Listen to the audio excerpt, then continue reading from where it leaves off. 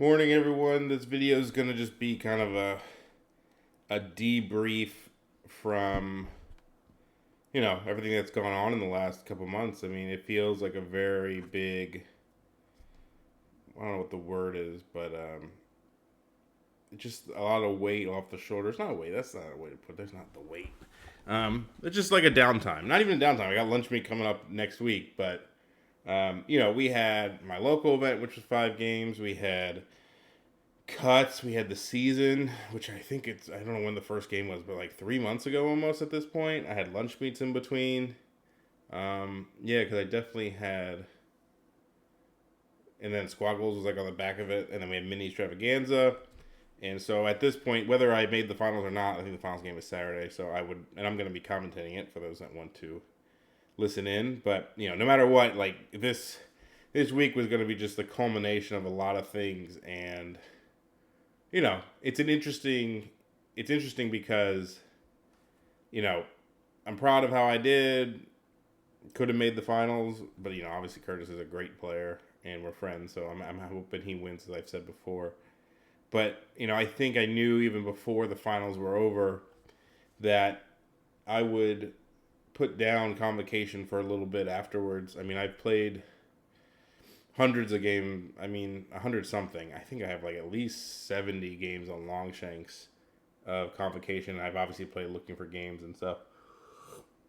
So I played a lot of Convocation.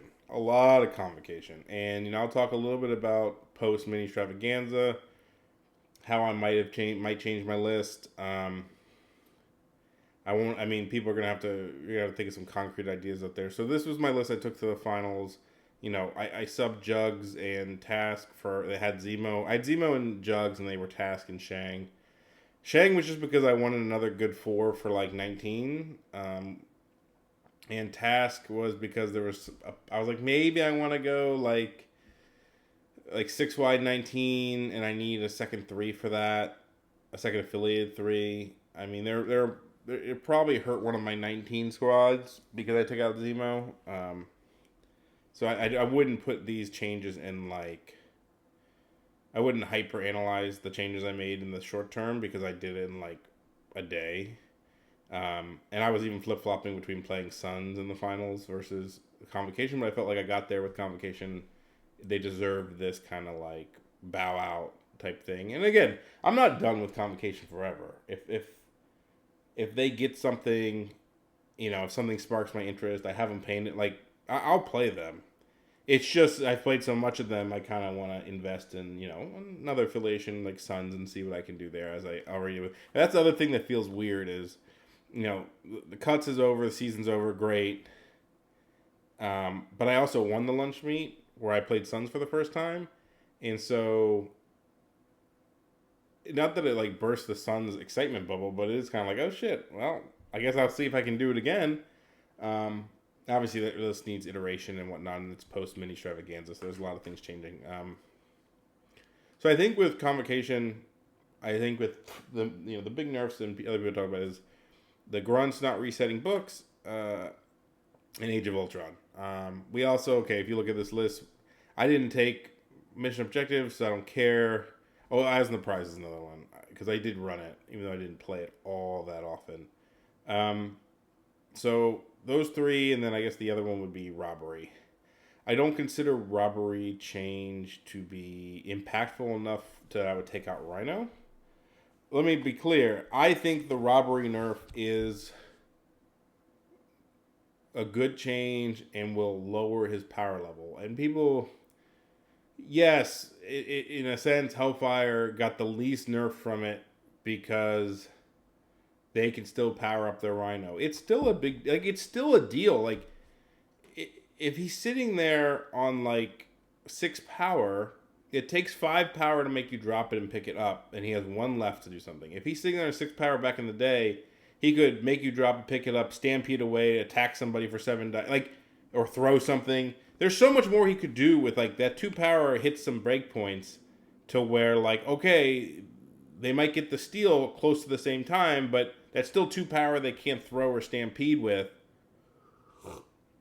So this idea that like it's not a nerf and like so you're gonna have to play him a little more aggressive. I think it hit Wakanda. I mean they can't do the spirit thing anyway. I would still play Rhino in Convocation because he's a good model. I like him even without robbery. I mean I wouldn't probably take him without it, but I would. I think you can play him in like an aggressive fashion where, um, you know, without safe grabs, he can go grab a midline objective and bump backwards if needed, and just get him like powered up early. So almost like forcing people to attack him through being aggressive with extracts and using robbery as a like a comeback mechanic for people who attack him a lot, as opposed to an aggressive like pick up on other people and then steal it, which I think is fine. Um, Nonetheless, I think with this, I mean, Task might not even be there. It might supposed to be Zemo. I think you got to really rework some of the list. Shang is just a cool model. I think he's pretty good. I don't know if he's like ideal in Convocation. I think he's just going to be a very popular and good four threat. So I put him in. He had Mystic Attacks. It kind of works with Planes of Poldock, which actually feels kind of cool. And he has a spender that's 10 dice and that works with Planes, so that's also cool. I think Ultron's the big one. So I think if I was to continue playing Convocation, I would probably drop Ultron. And the reason being is I don't think he is a bad model now. I think that the places we used him the most, we relied on age for those specific. So a couple things, right? Iron Man books not resetting on grunts is a big one. So one of the big attractiveness was resetting books with his grunts because it was a very natural thing to do to kill them. So now that that's gone, it already when you compared him to the other fives before, whether he was invincible or not with age, the fact that he was resetting books and was good with books was a big deal. And now he can't do that. So that's one thing where you say, all right, well, if the books mechanics isn't there, but I think Huggy said it on his Collard and Huggy's podcast because they were talking about my roster, and he said, when he was playing Convocation before, or like Ultron and stuff, when it was like Red Skull 2 was the grunt character, he's like, I didn't want to play because I felt like I had to take Red Skull 2 to reset the books. And I do feel like there is a slight weight off of the shoulders of like, okay, now I don't have to feel bad that I don't take a grunt character. Books is still a good card. It'll still reset probably once during the game. There's probably one extra turn you're not going to get with it. And it's fair. It's fine. I mean, we can complain as Convocation that like we lost a lot in the update compared to like Hellfire, right? Like Hellfire barely lost. I mean, they lost the Ultron thing too, the robbery. Okay, that we can say it's a little bit less for them, mission objective, whatever. But they still get to pick any model, and then we lost one of our main books, like strategies, which already being like a lower tier team in sense, air quotes. So we definitely didn't come out of the update like winners, I'll say. We're still good affiliation. I mean, the big thing with Convocation, we just get no like love, right? Like there's nothing. Maybe new Loki is Convocation. I don't even know if that changes anything. We just have a very, it's a good team, but now the worry is, it's not even like the webs in the like Hellfire of the world that are the biggest worries. It's like the attrition teams where we needed Ultron. Like our 15 with Strange, Ultron, 3, and Wong was already like, in my mind, like getting a pretty iffy, even with Ultron there. But Ultron was like the glue that made that team like feasible, in my opinion. And so I don't even know if you I don't know if you take him anymore. I think probably you drop him. To be completely honest with you, I think you just drop Ultron. I think you don't take Ease anymore in your list. I think you're going to have to lean in towards like what I have here. You can probably change up some of the Crisis. I don't know which ones exactly. But probably lean towards like the D's and stuff to like not put yourself on E's. I mean, you got to have an E plan, but at least in this situation, besides Researcher, at least in what we're seeing here is like if you're playing on an E, assuming again not Researcher withstanding, you're going to play on 1920 or 19 or 20 with this setup. So you never have to worry about 15E. Now, Researcher becomes a whole other deal. I haven't thought about that. You still need a good 15. You could do some sort of like splash. I do think there's room in this roster to do a duel. I don't know what I would duel. Maybe you could do something that only requires a couple models. People have mentioned like a Defender's duel. I don't actually know if that's any good here. Yeah, I'm not sure.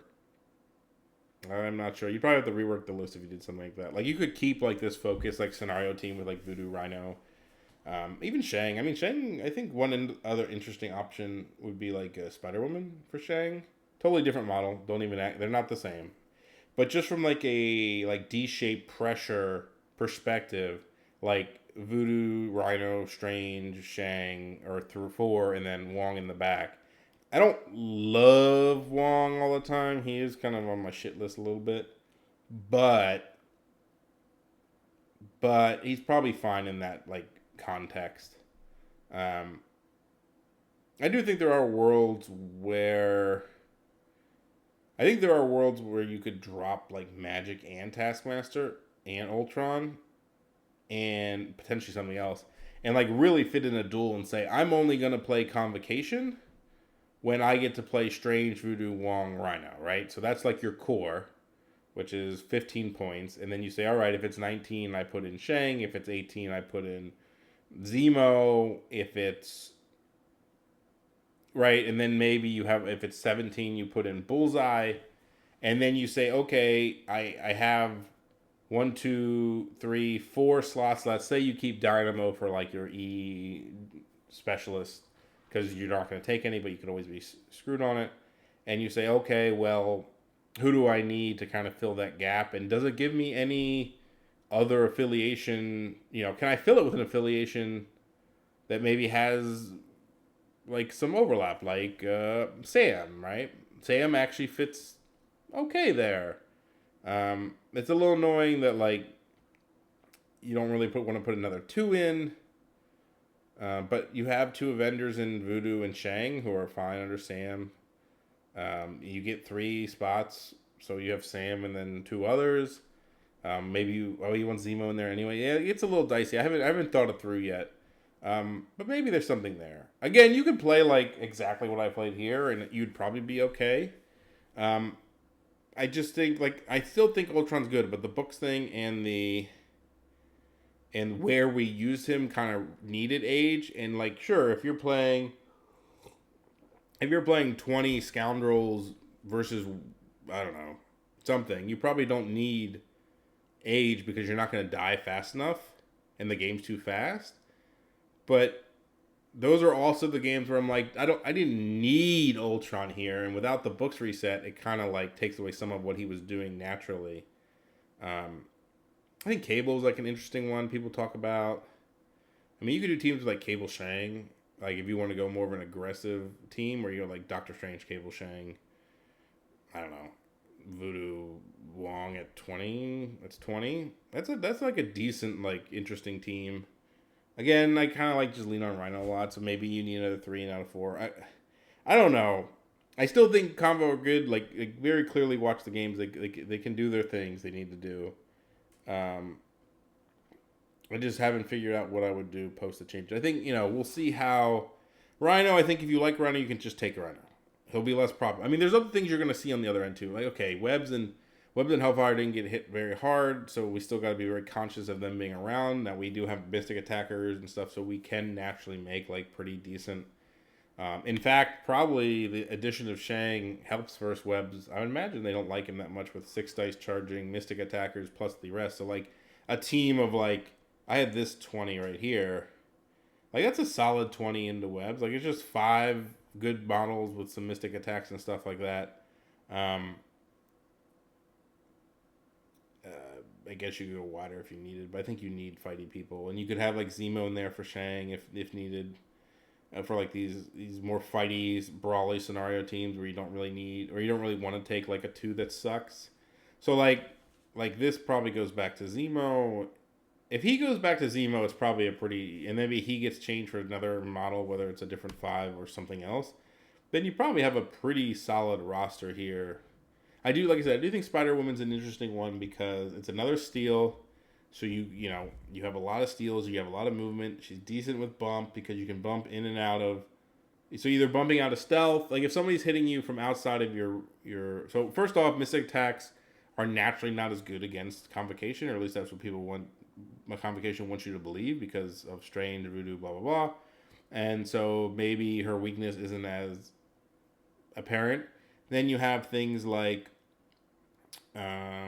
she can bump in and out of stealth, or she can bump out of stealth, or she can bump in the martial artist. Uh, Very good clapback. She has a nice like stun attack, which could be nice if you hit it. Interrogate's one of those ones that I don't think about much, but like if she gets a good attack off and you daze like a Wong, and a free VP in a scenario game could be huge. So I think she's probably underrated in that sense. Obviously Shang is much more fighty. Like I only played one game with Shang, so it was my first game with Shang and the one I played on stream. So there's everything. He's a good model. He'd probably be pretty good in combo for similar reasons. You can bump out of, if they hit him from that really key 4-inch range and they're range 4, you can either bump out of the second shot or you can bump into martial artist. So like he does play a little bit well there. Wong, if you have Wong in the roster, can give him power to charge turn 1, which is kind of cool. I think the cards you probably drop Glory, Astral Ring. You can put in Shang's card. You can put in more Convocation cards. I even think there's room to play. I think there's a world where you even play. What's her name? Ancient One in here. Because I think there are teams where you run like Ancient One, Voodoo, Strange, Zemo, Rhino. Right? And so that's a 20-point team. With Shang, you probably don't need it. Like, there's a world where Shang is Ancient One, and then you get more diversity on the backside because you can run teams with, like, Strange. There's also teams where, like, Voodoo's very good, but, like, if you're running, like, he's always probably pretty good. I think there's potential for Ancient One here. People will explore it. I'll obviously be involved in the conversations, and we'll see what gets released. I don't look too far ahead of what's getting released. Like, there's people who are already, like, trying to practice Apocalypse without seeing his backside or seeing who the Horsemen are, and I'm just like, Jesus, man, like, just wait for it to come out. Like, I get you're excited, but unless it's, like, coming out the next week, like, I don't think about... I'm not going to practice Werewolf by Midnight in Midnight Suns when I don't know his backside, I don't know his cards, like, it's too far away. Like, a lot of people play... Like, I tend to play a little bit more in the moment. I almost don't like hearing spoilers. I don't actually like hearing spoilers. I would like everything to be told to me like a week before it's released. I actually hate hearing it like months out because it like I get the buzz, but I feel like it either is cool or it's not cool, and then it loses hype by the time it comes out. And then if it's like super OP or like feels very OP but it's not out yet, it can kind of be a downer like future. Like I don't want to play in the now prepping for the later per se. Right, I want to play in the now with what's now and not have in the back of my mind of like, oh my God, when this card comes out, that's what's going to be the key, blah, blah, blah. And I will actually go against that in a commentary when I talk about the Midnight Suns. But anyway, so I don't have a good, like, this is my list going forward. I think there are some ideas you can run where you maybe duel or you pick another 15 plan. I don't even know what I would do if that's the case. Yeah, and then maybe something changes in the future, like we get another model or something, and it always sparks back up. I mean, Convo is always going to be... Like, unlike Sam, who I played a lot of, I think Convocation will always be, like, very, very my number one affiliation in my heart, just because of the leadership and how cool it is and how... Like, it just feels cool to play. Like, I actually feel like, at this point in MCP, I am very limited in what I want to play, because I expect a certain amount of, I'll call it big brainness, but to the extent, yes, some sort of big brainness, to where if there's some leaderships that are just not, they're just good. Like, I'll give you an example of a roster who, a team I said I would consider playing because I think they're cool. And if they weren't so popular, I might play them, which is Defenders. Now, I don't want... Portal Defenders with Wong, I think is cool, but I'm not trying to be like a snowflake like some people. I'm just like... it's kind of like already been. It's done by the one guy, Eric. He does it well. It could be replicated. Do I think it's too hard for me to play? No, I don't think so. It's actually a very cool. It's almost one of the ideas like you wish you thought of it, but now that somebody else did, you're like, I don't know if I want to do it. It's also probably a little janky for my taste. I don't even like using the word janky there, but it just doesn't. It's not one of those things I want to probably do. But like Defenders in general, like they got a lot of new models. They have a lot of cool tactics cards. I think the tactics cards are probably the coolest thing, with Mystic Ward and stuff like that. So I think like they've really opened up as an affiliation, obviously with the inclusion of Daredevil, who's weirdly like not even feeling like I feel like there's almost a world where you can like run non-portal, non-Daredevil Defenders just because the cards in the affiliation list is so strong. Because like Daredevil's leadership isn't defining, right? So, for example, I'll give you an example. Would be Bump, right? Bump is probably not even a good example because anyone can be the leader. But Steve 1, his leadership is list defining, right? The meme is that everybody's better under Steve 1, which is true, and then so you got to really pick the ones that are truly better. Like just everybody looks better under Steve 1 except for a couple models that don't have good superpowers for it, right? So don't like that's the thing is you start making a Steve 1 list, you're like, oh, he's good with them, he's good with them, he's good with them, he's good. Yeah, everybody's good with Steve 1. Same with Steve 3, where you're like, oh my god, this trigger. I'm gonna pull off this weird combo trigger, and I'm like, don't polish a turd, just take a good model and make it better. But those are defining leaderships where you kind of build with them in mind, and then if you didn't have them, your whole plan goes to shit. Like, not having Daredevil's leadership is like, okay, I don't get a couple rerolls for the turn. And you have to really think to yourself, is Daredevil strong enough as a 4? I'm not saying he's not, but like, you have to ask yourself, is he strong enough as a 4 to where those rerolls are actually worth it? You know what I mean? So, like, you could make a case that you could take Zemo. I'm just making up a guy. Zemo. And he's going to give you some... Now you can take both. He's going to give you some rerolls for a 3-threat. That's pretty good. Defense and offensive. And be probably just a fightier, if not fighty. I mean, obviously, he doesn't have the clapback AoE, but he has very good damage for a 3. The best. You could... Like, if you look at it like that, be like, oh, I could see playing leaderless defenders and just taking good models, in some cases. Not saying all the time. That's if the tactics cards really like meet your needs and you feel like they are truly good enough to do it. Like if you don't have the tactics cards to do it, like you don't do leaderless stuff like that. I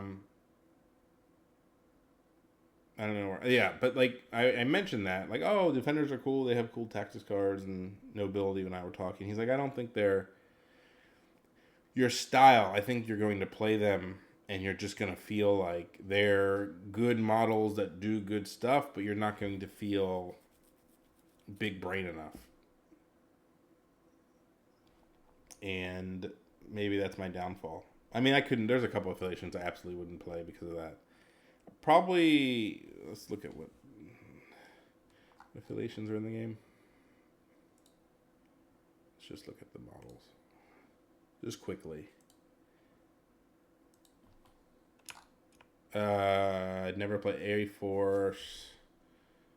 New Loki seems cool. Again, like I'm not one, like I don't like new popular stuff that much. I think it doesn't bother me, but like I don't want to play something like 80 people play. So like even when I was playing Sam when it was popular, so I'm a poser there in the beginning.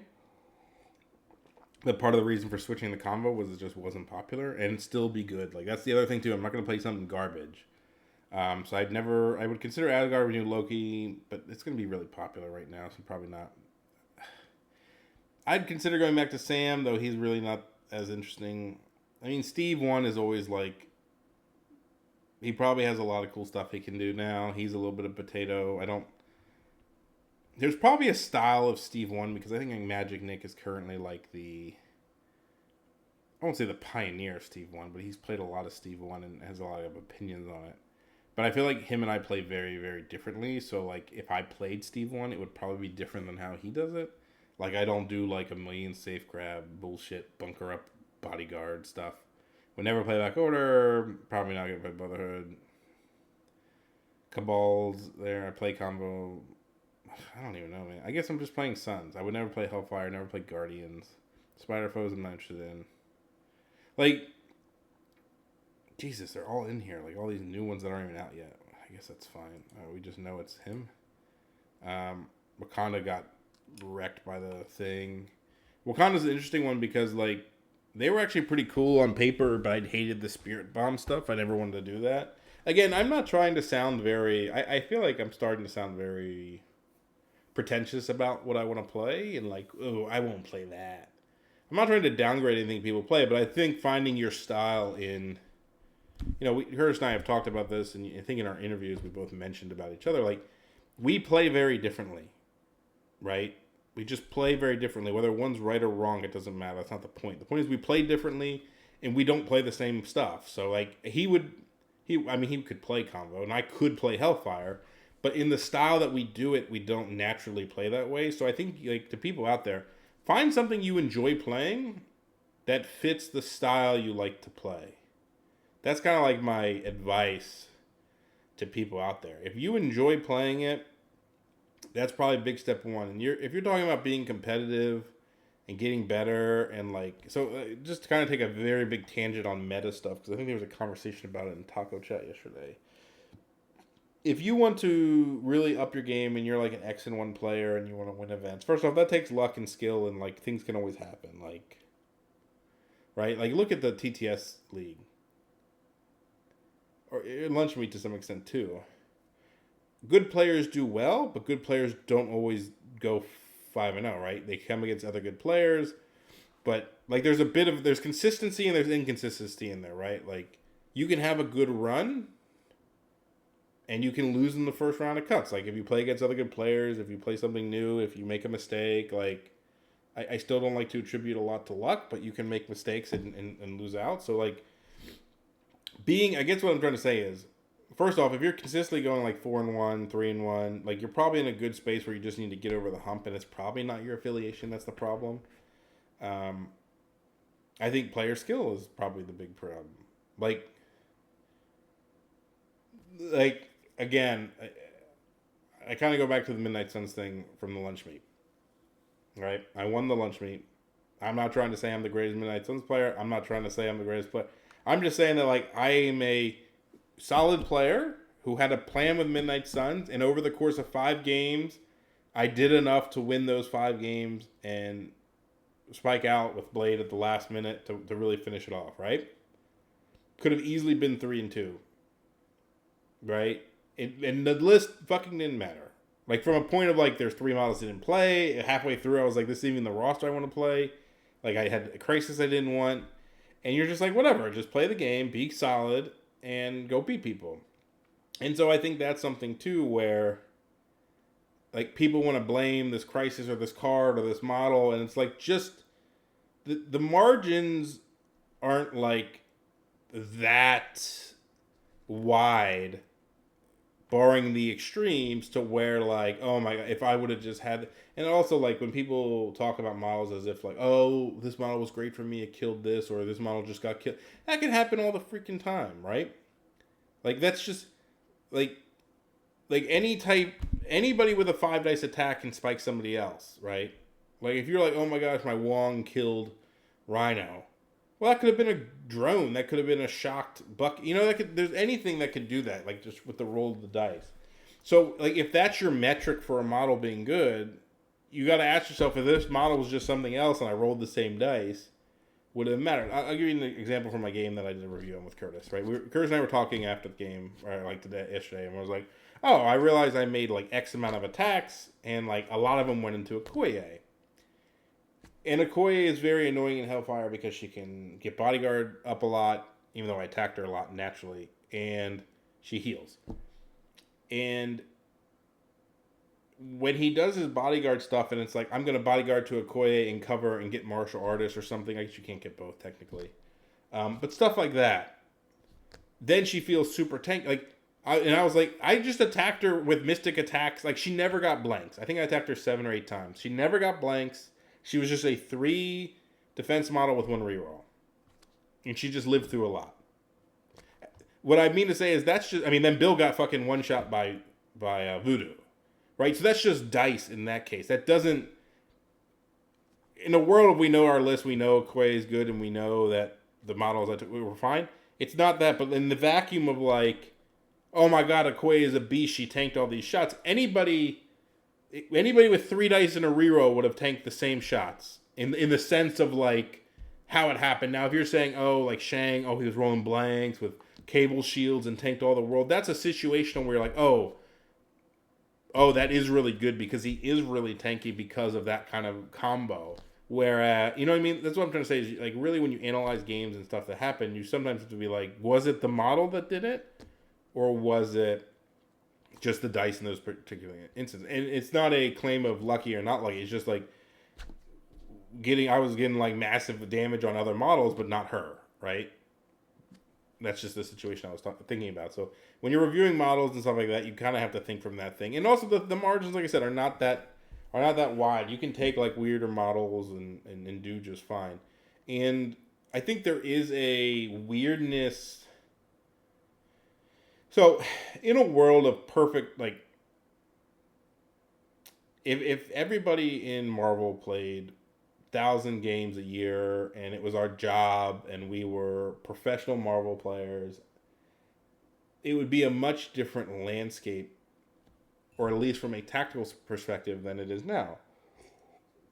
And what I mean by that is, even in janky, in like fighting games and stuff, weird characters can be good because I think I don't play the most games. There are people out there grinding way more like Geisman and stuff. But like from a perspective of like a solid top player, I play a lot of games. I play all the lunch meets. I play the seasons. I play looking for games. Curtis plays a lot of games. There's some people who are in top rank that play like seemingly one game a week, maybe less than that. Right? They don't have many games. And so what I'm saying is like I haven't barely scratched the surface of seeing a lot of things just because there's a lot of affiliations, as you can see here. There's a lot of crisis combos. There's a lot of, you're doing your own things. I could play Curtis 3 times and the combos could all be different. Now, we might take similar models, but like the game would play out differently depending on the crisis combos and the roles and the decisions we make in the middle of the game. So, so what I mean by that is like having things like be a little weirder, I think is an advantage because people won't see things coming. And that is a valid tactic in Marvel, or a valid idea to have this uniqueness factor to where people aren't ready for it because there's a lot to think about in MCP and it's hard to think about everything. So like the people that talk about like, I'm going to switch to Hellfire to perform better. So here's my opinion on that. If you switch to webs and Hellfire, I think you will naturally have a better win rate just because the way they play is stronger and hard, like in the world of like mediocre players, right? I think Hellfire have a big advantage. They're very consistent, and if you're both mediocre, like the healing and the knowing, like don't forget like the people who are bad. We're talking like middle of the road, like 3 and 2 type players who kind of know what they're doing and stuff like that. Playing the webs and the Hellfire will probably be pretty good for your win record. I think it's very seen that like a lot of webs and Hellfire players do well in events, and then like they switch factions and like they suck afterwards. But if you're not a super strong player with them, like you're just gonna get bodied by the good players. And one disadvantage you're gonna have is you're playing something they've played a bunch, and you're not as good with it as the players they've played, right? Curtis is the Black King, the best Hellfire player. And so if I haven't actually practiced against him much, but I talk to him a lot. So, like, when I go against non-Curtis Hellfire players, Hellfire is still a very, very good team and still very strong. But it's not like I now have like, oh, I kind of know what they do. I know what to do against them. And so like I have on the other side, I have very good experience against Hellfire to like kind of counter you. Whereas Sentinels are a bad example, but they kind of suck. But let's just, I don't know, Inhumans, we'll say, making up. Like, I don't play against a lot of Inhumans, and they're a pretty strong team. So, like, I lose that experience gap that you might get something on me from uniqueness perspective. There's also affiliations like X-Force. I think the best, okay, so if you truly want to compete to, like, win an event and you're not a great player, I talked to Cole about this. I love Cole, and if he listens to this, I'm not trying to shit talk you, man. But playing X-Force is perfect. Because if you just know how to attack people and not be a moron, you can spike the shit out of people and just kill them. And the way they play, like, they roll a lot of dice, and so maybe from a good player perspective, you might on one side be like, oh, I feel like I roll a lot of dice and I don't have as much control as I wanted as to the outcome of the game. And on the other side of it, when you're not as good, you're like, oh shit, I can just fucking kill him off the table. So it's funny like that case. I actually think Webb's mediocre versus good player is hurtful because like the good player is going to know what to do and you're not going to be able to do the nuances you need to win. Whereas X-Force versus a good player is scarier for the good player because you can just get rolled dice on and lose. So it's interesting, like you can pick affiliations for your like skill level to like I think Guardians are another example where like sure, like I'm not trying to say like there's a cap on skill ceiling. Like X-Force and Guardians, better players will be better. But if you just want to go out guns a-blazing, like you always have a shot to dice people off if you're just going to shoot enough. Whereas I think getting into like a control battle with a better player where there's not as much dice, you're going to have trouble. But at the same time, like equal skill level, I don't know, it's like this weird gradient of like where like I think on an I don't know how I'm going with that. I think X-Force is harder to win events with for bad players because they're just going to be bad and eventually not get their dice, but they have a better chance to one-off beat good players, whereas a Hellfire Web's like mediocre player is probably going to perform better on average, but probably not win as many events with a ton of good players just because they'll either play people who are good against them or play people with the same faction affiliation and just beat them. That was a really big tangent. I don't know what the point of it was. The point of it is that I want to play something a little bit weird that isn't very popular but also has a lot of plays to be made because it's how I like to play. I like to be slightly unique with playing good stuff and have options on the board. And right now, that option is Midnight Suns. Will it change? Who knows? This is not my roster currently. This is the one I took to lunch meet. I think what we said we're gonna do is we're gonna drop Hulk. Let's just make my lunch meat list right now. We're dropping Black Cat. We're dropping Skull. We're keeping them. So I have 3 characters left. Definitely putting in Bullseye. We said we're gonna put in Angela. I think. Let's try her. And we're gonna put in Bast.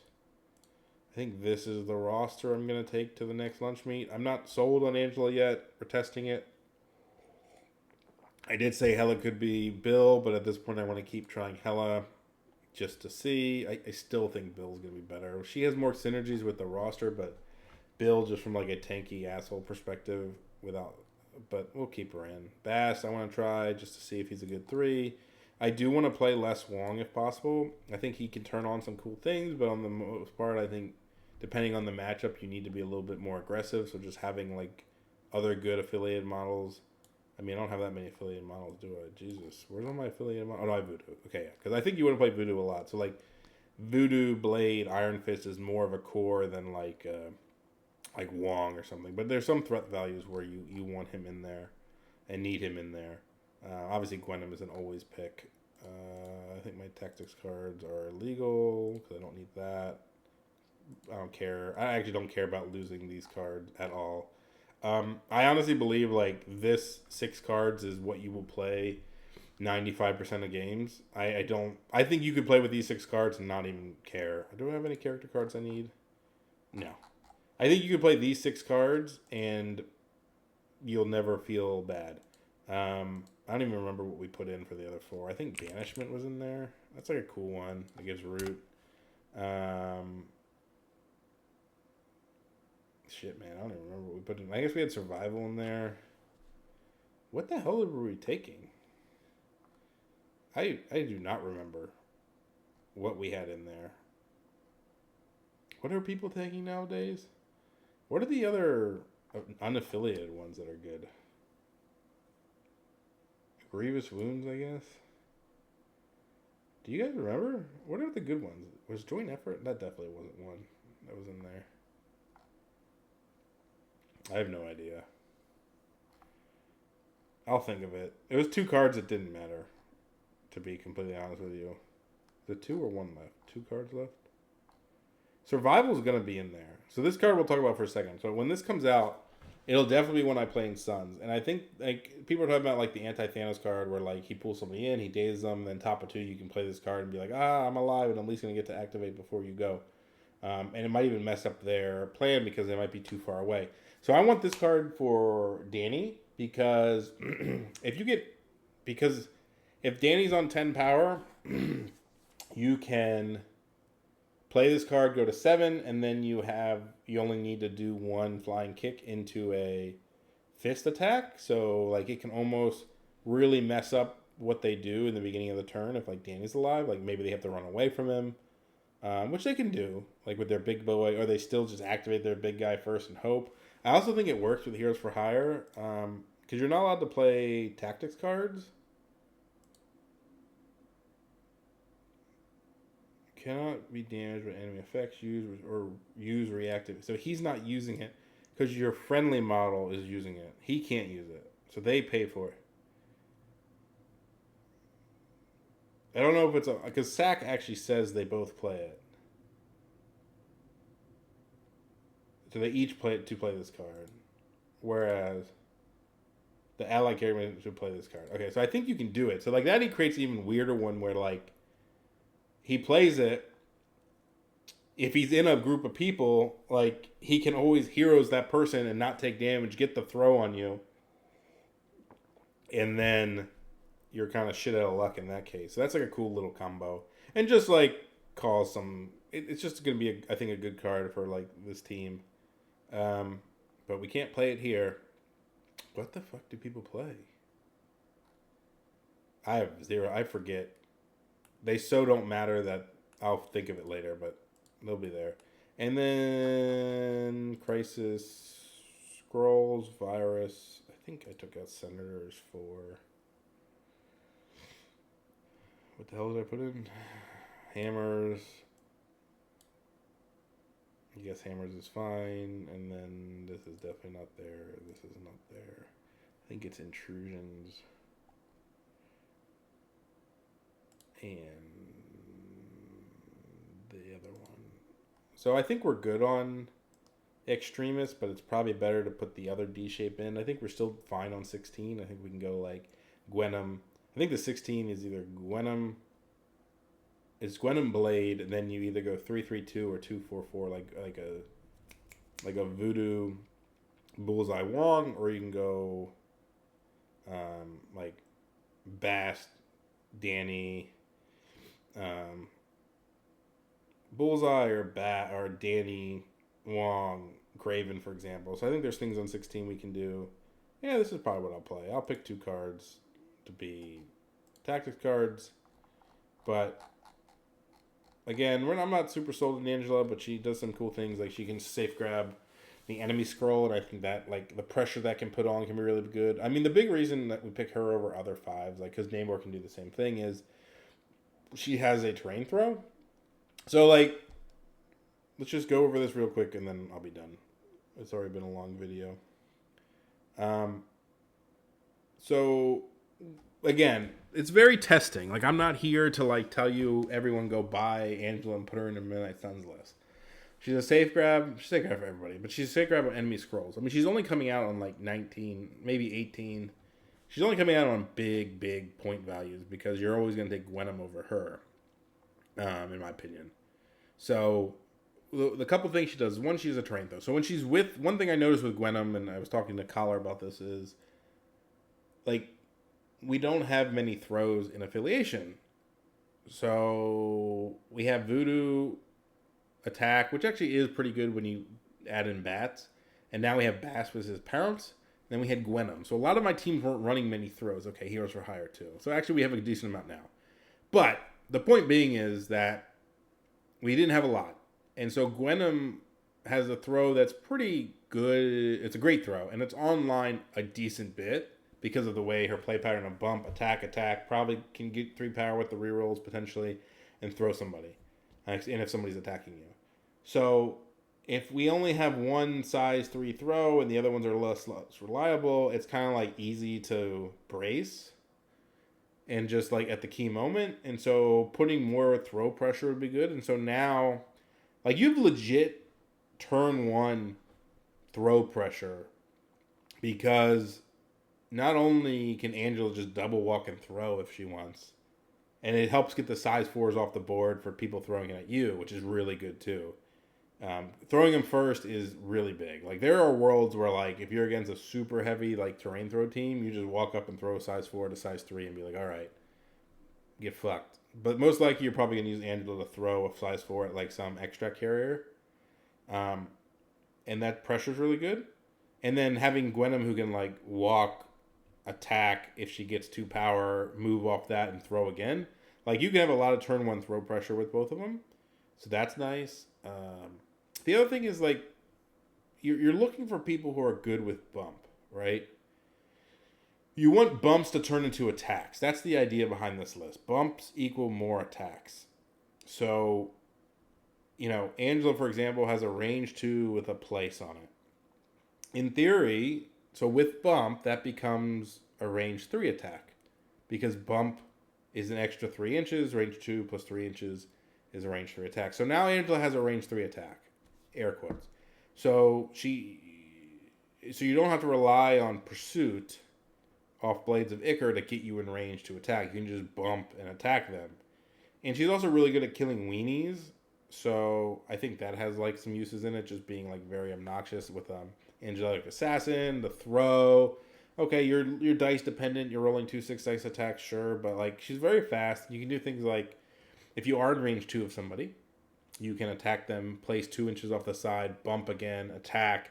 You can get somebody 11 inches away with Angela from another person. So if you're within 3 of somebody, or with range 2, you can attack them, place 2 on the other side, bump, attack 2, bump on the... Like, you can get really far with her. And so I think there are some cool things you can do there. Worth a try. She's a pretty good... I liked her before. I'm not saying she was... Liked her as in, like, oh my god, she's amazing. More of in just like, I liked her. And you have another model for no reroll. So if you're against X-Force and you take, like, her and Bast, I mean, they're still going to die, like, to enough attacks, but at least they can't reroll into you and deny cover and stuff like that. And she's not, like, she's only size 2 for, like, throw purposes, for, like, at least getting screwed by some stuff. Anyway, I'm going to try her. She's cool. I bought her. Anyway, thanks for listening.